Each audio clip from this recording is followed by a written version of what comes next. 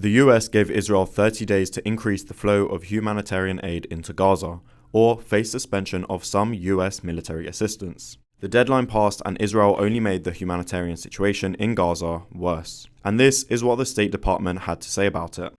We at this time have not made an assessment that that the Israelis are in violation of U.S. law. But most importantly, we are going to continue to watch how these steps that they've taken, how they are being implemented, how that they can be continued to be expanded on. And through that, we're going to continue to assess their compliance with U.S. law. Israel was asked to meet 3 demands from the US to ensure that the flow of weapons to Israel to bomb Gaza with would continue. Demand number 1. Ahead of winter, surge all forms of humanitarian assistance through Gaza. But just over 30 trucks per day have been entering Gaza, around 6% of the daily needs.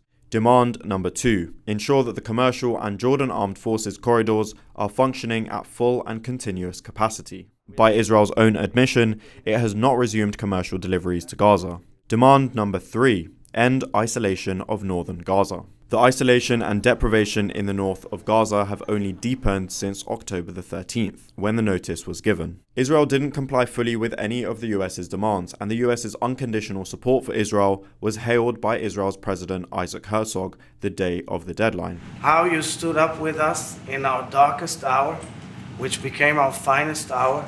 And this is what Israel did instead.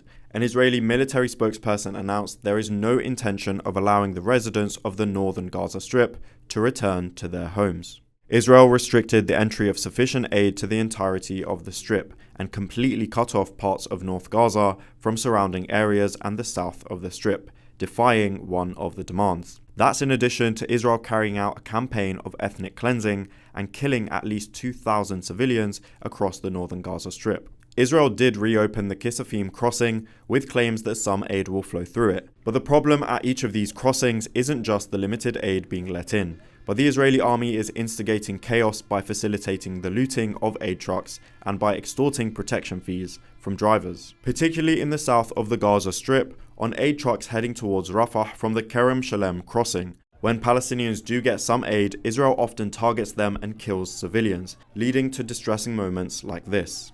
There were also some attempts once again with the airdropping of aid, which is costly, dangerous, inefficient, and Palestinians describe as dehumanizing. Israel also claimed that some aid, 27 trucks, will be directed to the north of the Gaza Strip from the Erez crossing. But Palestinians, including doctors in the north of Gaza, have repeatedly said that no aid has reached them since Israel imposed its tight restrictions on the north of Gaza in early October.